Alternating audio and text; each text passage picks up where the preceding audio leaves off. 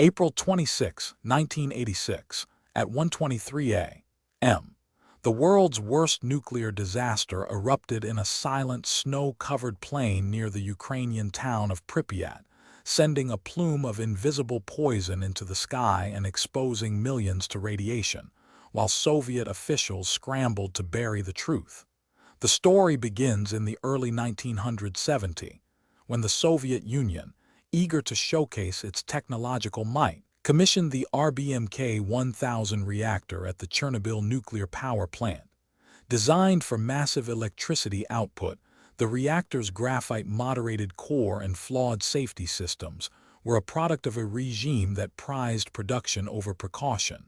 On that fateful night, a routine safety test spiraled into catastrophe when operators disabled critical control rods, overrode automatic shutdowns, and allowed power to surge to dangerous levels. Within seconds, steam exploded, the reactor vessel ruptured, and a fiery column of graphite, uranium fuel, and ionizing radiation shot upward, searing the roof of the turbine hall and igniting the surrounding forest. The initial explosion was only the beginning. As the reactor core melted, radioactive isotopes, iodine-131, cesium-137, strontium-90, and plutonium-239, were released in unprecedented quantities. The wind carried the invisible cloud across Belarus, Russia, and deep into Europe, delivering doses that would later be measured in millisieverts, a unit of absorbed radiation. Within hours, plant workers and the first responders, unaware of the lethal dose they were inhaling, began to feel the acute effects of radiation sickness: nausea, vomiting, and a burning sensation across the skin. The Soviet government, steeped in Cold War paranoia, ordered a strict information blackout. Radio broadcasts were muted, and the city of Pripyat, home to the plant's engineers and their families, remained lit and alive as officials warned residents that nothing dangerous was happening. It took 36 hours for the outside world to learn of the disaster, when Sweden detected a spike in radiation on its own soil and alerted the International Atomic Energy Agency. The cover-up ignited a global outcry, forcing Soviet leaders to confront a crisis they had tried to conceal. In the immediate aftermath, the Soviet medical establishment mobilized a massive radiation medicine response.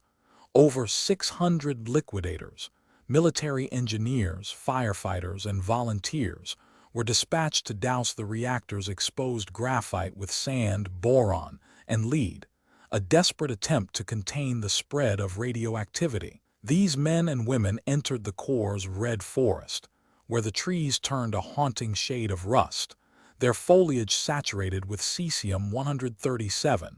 Within days, doctors began to catalog the clinical presentation of acute radiation syndrome (ARS). The most severe cases presented as hematopoietic failure. The bone marrow's ability to produce blood cells collapsed, leading to hemorrhage, infection, and, ultimately, death. The trial of the plant's leadership began in the summer of 1986, a rare public proceeding in a system accustomed to secrecy. Plant director Anatoly Dyatlov, chief engineer Nikolai Fomin, and other senior staff were charged with gross violations of safety regulations and dereliction of duty. In a courtroom bathed in harsh fluorescent light, prosecutors presented autopsy reports that read like a litany of radiation's devastation. The defense, meanwhile, argued that the reactor's design flaws, particularly the positive void coefficient that caused power to increase as coolant boiled away, were a systemic Soviet failure, not a personal one. The trial concluded with Dyatlov receiving a 10-year prison sentence, while many others escaped significant punishment, underscoring the political complexities of assigning blame in a state that had built the disaster on secrecy. Autopsies conducted on the first responders became a grim textbook of radiation pathology. The bodies of firefighters who had rushed into the blaze, their skin blistered and hair falling out in clumps, revealed massive destruction of the gastrointestinal lining, severe bone marrow aplasia, and in some cases, necrosis of the heart muscle. Microscopic examination showed clusters of dead lymphocytes, a hallmark of ionizing damage to the immune system. Pathologists also noted a distinctive radiation cataract, forming in the eyes of exposed individuals, a clouded lens that would later become a diagnostic criterion for chronic radiation exposure. These findings informed the emerging field of radiation medicine, leading to the development of protocols for triage, the use of cytokine therapy to stimulate bone marrow recovery, and the administration of potassium iodide tablets to block thyroid uptake of iodine 131. The aftermath stretched far beyond the immediate casualties. An exclusion zone of 30 kilometers was established, forcing the evacuation of over 115,000 residents. Entire towns vanished under a blanket of radioactivity, their abandoned schools and silent streets becoming a stark reminder of the disaster's scale.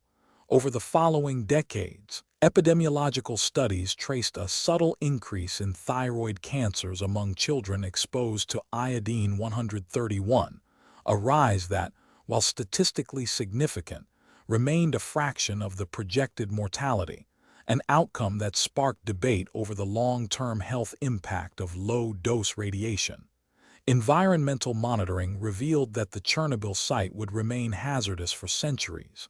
Cesium-137, with a half-life of 30 years, continues to leach into soil and water, while plutonium isotopes linger for millennia, embedding themselves in the ecosystem. Yet nature has also shown resilience.